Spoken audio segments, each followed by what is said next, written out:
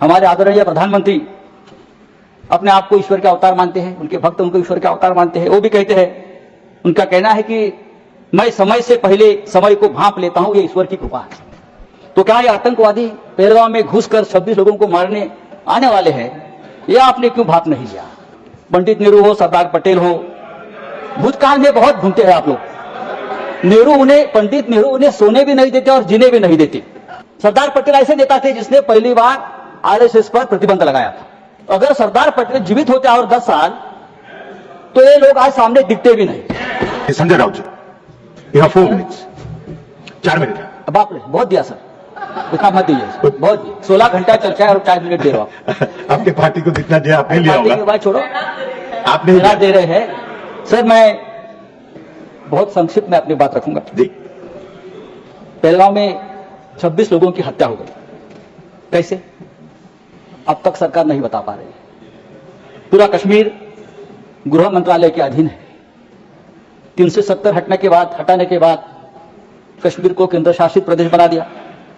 वहां की पुलिस गृह मंत्रालय का आदेश का पालन करती है। पूरे कश्मीर में आर्म फोर्स एक्ट लगा दिया है। वहां के गवर्नर भी आपके हैं, बहुत मजबूत आदमी है। फिर भी हमला हुआ और हमलावर निकल गए। गवर्नर ने भी अपनी चूक मान्य की है कि ये चूक हो गई है, सुरक्षा में चूक हो गई है। अगर सुरक्षा में चूक हो गई है, 26 लोग मारे गए हैं, सिंदूर उजाड़ दिया है 26 हमारे माता भगिनों का, तो उसकी जिम्मेदारी कौन लेगा और इस्तीफा कौन देगा? जिम्मेदारी पंडित नेहरू देंगे? नहीं, पंडित नेहरू देंगे या प्रेसिडेंट ट्रंप देंगे या जेडी वांस देंगे? कौन देंगे? इस्तीफा देश के गृह मंत्री ने देना चाहिए, ये उनकी जिम्मेदारी है सर। इस देश में 24 घंटे में उपराष्ट्रपति का इस्तीफा लिया जाता है क्योंकि आपकी बात मानते नहीं।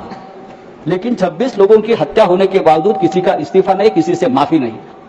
ये इस देश की स्थिति है।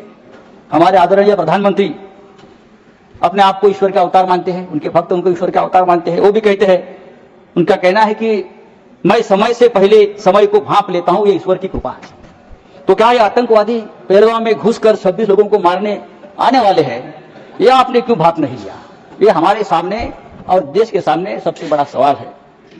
मैं कांग्रेस के हमारे जो नेता है उनसे कहना चाहता हूं, मेरे बाजू में बैठे हैं, यहाँ कल से मैं जो बड़े बड़े भाषण सुन रहा हूं, चाहे राजनाथ सिंह जी हो, चाहे हमारे विदेश मंत्री हो, चाहे नड्डा जी हो, सबको पंडित नेहरू की बहुत याद आती है।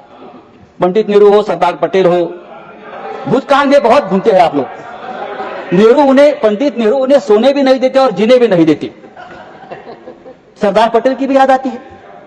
मेरा एक कहना है कि नेहरू तो महान थे, लेकिन सरदार पटेल को प्रधानमंत्री न बनाकर हमने एक ऐतिहासिक भूल की है। बात ऐसी है कि नेहरू साहब बहुत ही डेमोक्रेटिक आदमी थे, सरदार पटेल लोह पुरुष थे। अगर